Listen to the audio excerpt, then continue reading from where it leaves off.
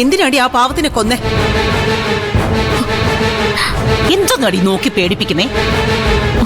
Police ഏത് നിമിഷം ഈ വീട്ടിൽ കയറി വരും. അത് കാണേണ്ട അവസ്ഥ വന്നല്ലേ ഞങ്ങൾക്ക്. സുഹൃതക്ഷയം. ഞാൻ ആരെയും കൊന്നിട്ടൊന്നുമില്ല മുത്തശ്ശി. പിന്നെ ആ കൊച്ചു പറയുന്നതോ? തെളിവുകൾ മുഴുവൻ നിനക്കെതിരാണെന്നാണല്ലോ കേട്ടത്. ആരാ അമ്മയോട് ഈ നോണയൊക്കെ പറഞ്ഞേ? തെളിവുകൾ എതിരാവണമെങ്കിൽ ഞാൻ എന്തെങ്കിലുമൊക്കെ ചെയ്യണ്ടേ? ഡി, ആ നടേശൻ ചാവണമെന്ന് നീ ആഗ്രഹിച്ചിരുന്നില്ലേ? പൂവ് ആഗ്രഹിച്ചിരുന്നു.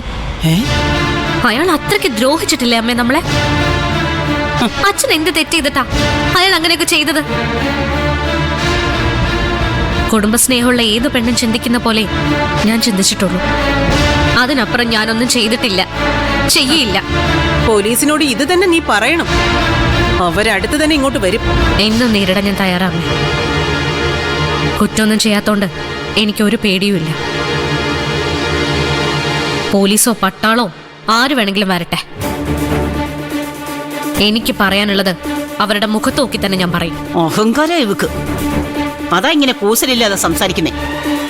എടി, ഈ വീടിന് ഒരു അന്തസ്സുണ്ട്. പോലീസ് വന്ന് നിന്നെ ഇവിടുന്ന് പിടിച്ചോണ്ട് പോയാലേ തറവാടിന്റെ മാനം എന്താവൂന്ന് ചിന്തിച്ചിട്ടുണ്ടോ? ഞാൻ കാരണം ഈ വീടിന് ഒരു ചീത്തപ്പേരുണ്ടാവില്ല മുത്തശ്ശി.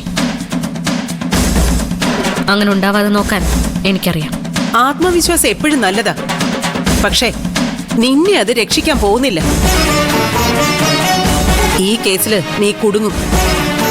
ഞാൻ കുടുങ്ങണമെന്ന് പലരും ആഗ്രഹിക്കുന്നുണ്ടമ്മേ. പക്ഷെ അത് നടക്കാൻ പോകുന്നില്ല.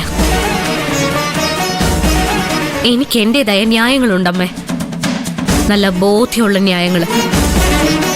അതങ്ങനെ നിലനിൽക്കുന്നിടത്തോളം കാലം എന്നെ ആർക്കും ഒന്നും ചെയ്യാൻ പറ്റില്ല. പിന്നെ നിങ്ങള് ആരെങ്കിലും എന്തെങ്കിലുമൊക്കെ പറയുന്നത് കേട്ട് നിങ്ങൾ എന്നെ സംശയിക്കരുത്. പോലീസൊക്കെ സംശയിക്കുമ്പോഴല്ല, ഈ വീട്ടിലെ അംഗങ്ങൾ തന്നെ സംശയിക്കുമ്പോഴാണ് ഞാൻ തളർന്നു പോകുന്നത്. എന്തായാലും ചെയ്തതാരാണെന്നേ അടുത്ത് തന്നെ അറിയാം. പോലീസ് ഇവിടെ വരും, നിന്നെ കൊണ്ടുപോകും. അപ്പൊ നീ എന്തു പറയും? അതാ ഞങ്ങൾക്ക് അറിയേണ്ടത്. നീ വാ പാർവതി. ഇന്നുകൊണ്ടിരിക്കും.